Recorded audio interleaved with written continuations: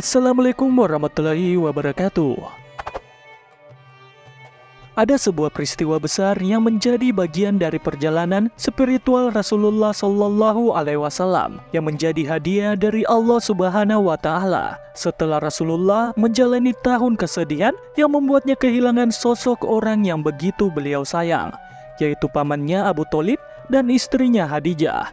Inilah peristiwa Isra Miraj. Peristiwa ini bukan hanya bagian dari sejarah, tetapi memiliki makna dan mengandung pelajaran berharga untuk umat Islam. Sebelum Nabi Muhammad SAW melakukan perjalanan Isra Miraj, Malaikat Jibril terlebih dahulu melakukan pembelaan dada beliau yang kedua kalinya, di mana yang pertama telah dilakukan saat beliau berumur 6 tahun. Jibril alaihissalam turun dan membelah dada Nabi Muhammad SAW serta mencucinya dengan air Zam-Zam. Lalu Jibril alaihissalam mendatangkan piring dari emas yang penuh dengan hikmah dan iman. Kemudian menuangkannya ke dada Rasulullah SAW dan menutupnya kembali. Nabi Muhammad SAW diisrakan dengan jasadnya bersama Malaikat Jibril dari Masjidil Haram menuju Baitul Maqdis dengan mengendarai Al-Buraq. Buraq sendiri adalah hewan berwarna putih memiliki sayap di pinggulnya yang lebih tinggi dari keledai dan lebih kecil dari bagal. Hewan hasil perkawinan antara kuda dan keledai. Kendaraan ini dijelaskan dalam berbagai hadis melaju begitu cepat hingga dapat membantu Nabi Muhammad dalam perjalanannya hanya dalam 1 malam. Setelah tiba, beliau turun dari buraq dan dikaitkan di pintu masjid. Lalu beliau masuk dan sholat di sana bersama para nabi sebagai imam. Kemudian beliau dimirajkan dari Baitul Maqdis menuju langit dunia. Sebelum masuk, Jibril meminta izin agar dibukakan pintu langit bagi beliau. Lalu terbukalah pintunya.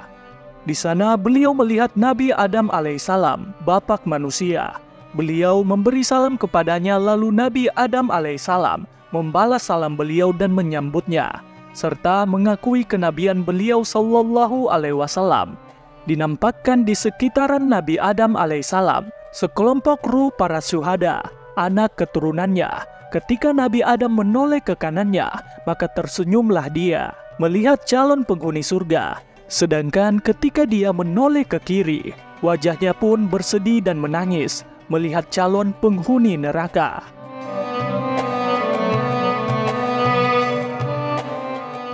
Nabi Muhammad SAW melihat 2 mata air yang mengalir. Beliau diberitahukan pada Jibril bahwa sumber mata air tersebut adalah Nil dan Eufrat.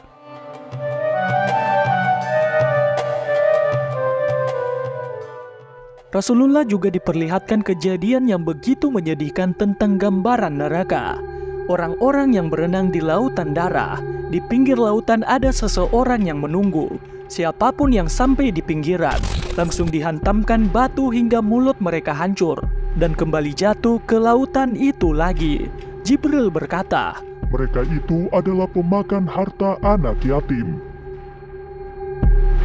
Selanjutnya, Rasulullah SAW diperlihatkan seseorang dengan perut yang buncit, dan tiba-tiba seseorang yang besar lewat begitu saja, menginjak perut-perut mereka. Jibril berkata, mereka adalah pemakan riba. Orang yang lewat menginjak mereka adalah keluarga Fir'aun yang masuk ke neraka. Rasulullah SAW juga diperlihatkan orang-orang yang ditawarkan makanan yang segar dan juga makanan yang busuk. Namun, entah kenapa orang-orang itu memilih makanan yang busuk. Saat Nabi Muhammad bertanya pada Jibril, siapa mereka? Jibril menjawab, mereka adalah para pesina.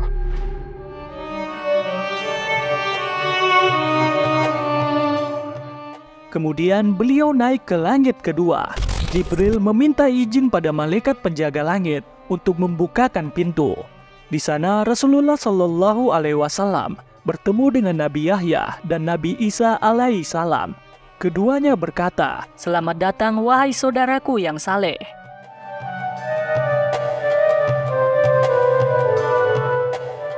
Lalu Nabi Muhammad SAW melanjutkan perjalanannya naik ke langit ketiga. Setelah masuk, beliau bertemu dengan Nabi Yusuf dan memberikan salam. Nabi Yusuf menjawab salam dan mengakui kenabian beliau SAW. Rasulullah benar-benar kagum dengan ketampanan Nabi Yusuf. Sesungguhnya Nabi Yusuf alaihissalam dikaruniakan setengah keindahan dunia.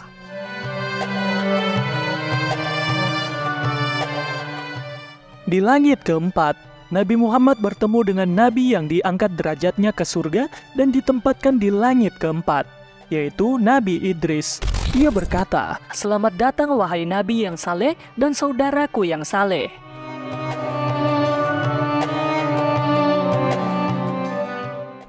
Kemudian di langit kelima, Nabi Muhammad SAW bertemu dengan Nabi Harun alaihissalam yang berkata, "Selamat bertemu wahai Nabi yang saleh dan saudaraku yang saleh."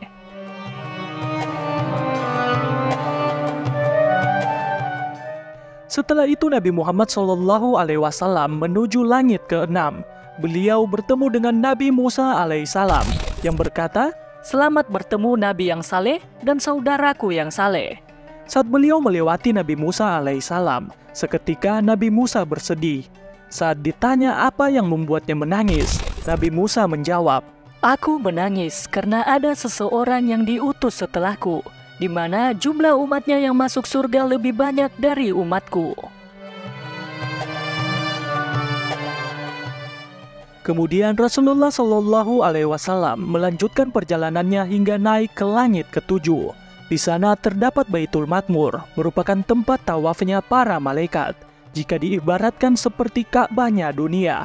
Lalu di Baitul Makmur terdapat seorang pria yang tengah bersandar. Dialah bapak para nabi, Nabi Ibrahim alaihissalam, yang berkata, "Selamat datang wahai anakku yang saleh." Setelah pertemuan Nabi Muhammad SAW dengan para nabi sebelumnya, beliau meneruskan perjalanannya menuju Sidratul Muntaha.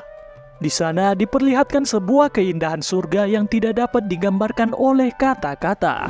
Jibril alaihissalam memperlihatkan wujud aslinya sebagai malaikat dan berkata, Aku diperintahkan hanya sampai di sini.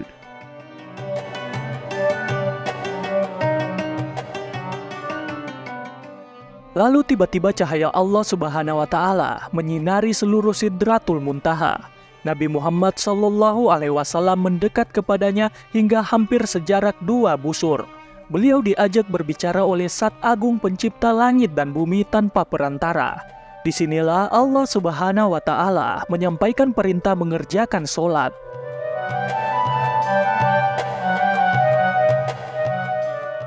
Kemudian Nabi Muhammad kembali. Namun ketika beliau melewati Nabi Musa alaihissalam, dia lalu bertanya kepada beliau, "Apa yang diperintahkan kepadamu?" Beliau menjawab, 50 waktu sholat. Dia berkata, "Umatmu pasti tidak sanggup melakukan itu. Kembalilah kepada Rabbmu dan mintalah keringanan untuk umatmu." Beliau berbalik ke arah Jibril, seakan ingin meminta pendapatnya dalam masalah itu.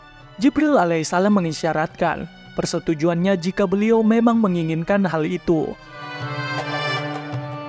Lalu Jibril membawa beliau naik hingga ke hadapan Maha Suci Allah Subhanahu wa Ta'ala, sedangkan Jibril berada di tempatnya. Dalam riwayat Al-Bukhari, Allah Subhanahu wa Ta'ala menguranginya menjadi 10 waktu sholat. Kemudian beliau turun hingga kembali melewati Nabi Musa alaihissalam, lantas memberitahukan hal tersebut kepadanya. Nabi Musa alaihissalam berkata, "Kembalilah kepada Rabbmu dan mintalah keringanan." Rasulullah SAW terus mundar-mandir antara Nabi Musa alaihissalam dan Allah Subhanahu wa Ta'ala hingga Allah menjadikannya 5 waktu sholat. Nabi Musa alaihissalam masih saja mengatakan pada beliau agar kembali dan meminta keringanan lagi. Lalu Nabi Muhammad SAW menjawab, "Sesungguhnya aku malu pada Rabbku. Aku rela dengan hal ini dan menerimanya."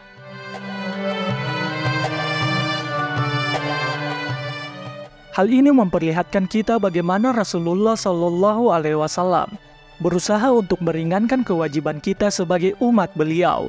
Setelah beberapa kali memohon, Allah Subhanahu wa Ta'ala dengan rahmatnya mengurangi jumlah sholat menjadi hanya 5 kali. Meskipun jumlahnya berkurang, pahala yang diberikan tetap sama seperti melaksanakan sholat 50 waktu. Namun sampai saat ini, ternyata masih banyak dari umat beliau yang masih begitu berat mengerjakan perintah wajib untuk mengerjakan sholat 5 waktu. Padahal telah diberikan sebuah keringanan. Isra Miraj bukan hanya tentang perjalanan Nabi Muhammad SAW, tetapi juga tentang perjalanan spiritual yang mendalam dan memberikan pelajaran untuk kita semua tentang keimanan, kesabaran, dan ketaatan kepada perintah Allah Subhanahu wa Ta'ala.